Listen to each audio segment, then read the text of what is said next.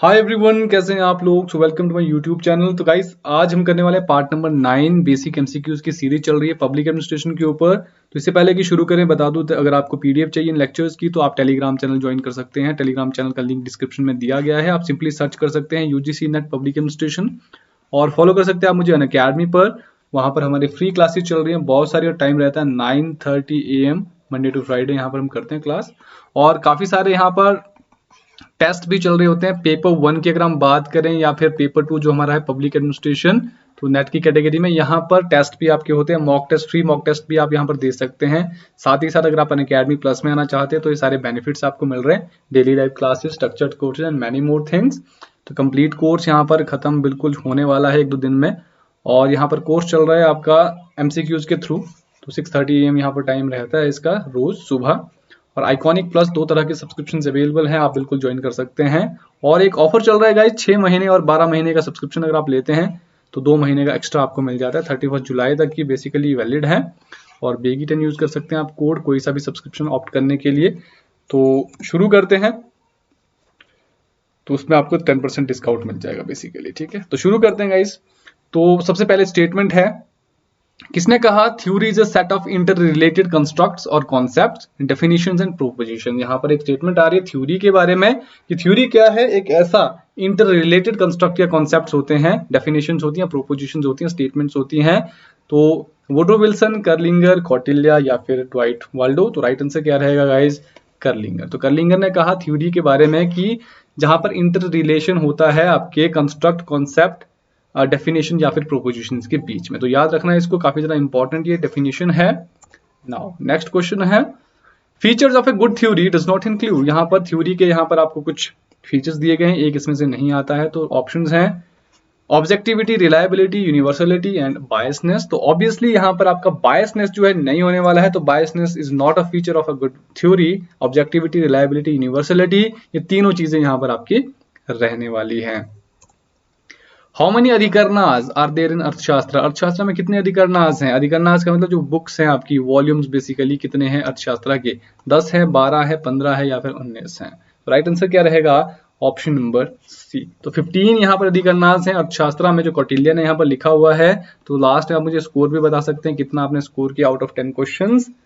तो next question है, सप्तांग theory में अमात्या का क्या मतलब होता है। यहाँ पर कुछ ऑफिशियल्स की रिकॉग्निशन दी है या कैटेगराइजेशन करी है कौटिल्य ने। तो सप्तांग थ्योरी में अमात्या का मतलब क्या है, तो मिनिस्टर, रूलर, ट्रेजरी ऑफिसर या फिर इनमें से कोई नहीं। तो राइट आंसर क्या रहेगा गाइज, आपका मिनिस्टर। तो minister is the right answer. तो सप्तांग थ्योरी में अमात्या का मतलब मिनिस्टर होता है।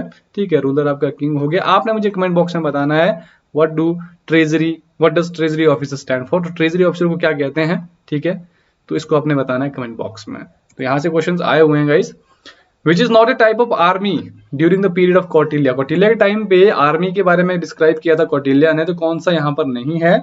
ऑप्शंस है इन्फेंट्री, कैवलरी, एयरफोर्स या फिर एलिफेंट्स। तो किस तरह की आर्मी नहीं हुआ करती थी, तो ऑब्वियस सी बात है उस दौरान एयरफोर्स नहीं होती थी। इन्फेंट्री, आपका जो पैदल सेना होती थी, कैवलरी मतलब जो आपका घुड़सवार होते थे, एलिफेंट्स मतलब जो हाथी यहाँ पर बेसिकली रहते थे। तो ये यहाँ पर क्या थी आपकी आर्मी के टाइप्स। और एक और चीज होती थी यहाँ पर चैरियट्स, जिसको हम कहते हैं रथ, रथ वाले जो होते थे, जहां पर राजा महाराजा सेनापति बड़े बड़े जो है युद्ध करने जाते थे। द्वारिका का मतलब क्या होता है अकॉर्डिंग टू कौटिल्य, अर्थशास्त्र के according, chief of palace attendants, chief of Kings guard, magistrate या फिर चीफ ट्रेजरर। काफी इंपॉर्टेंट है ये फंक्शनरीज, ये ऑफिशियल्स काफी इंपॉर्टेंट है। तो राइट आंसर है option number A, chief of palace attendants. जो पैलेस या आपके महल के जो अटेंडेंट्स होते थे उसके जो चीफ को हम क्या कहते थे, द्वारिका बेसिकली उस दौरान। कौटिल्य के अकॉर्डिंग नायक का मतलब क्या होता है, ये PYQ में पूछा गया है गाइस, तो इसको आप हल्के में नहीं ले सकते हैं।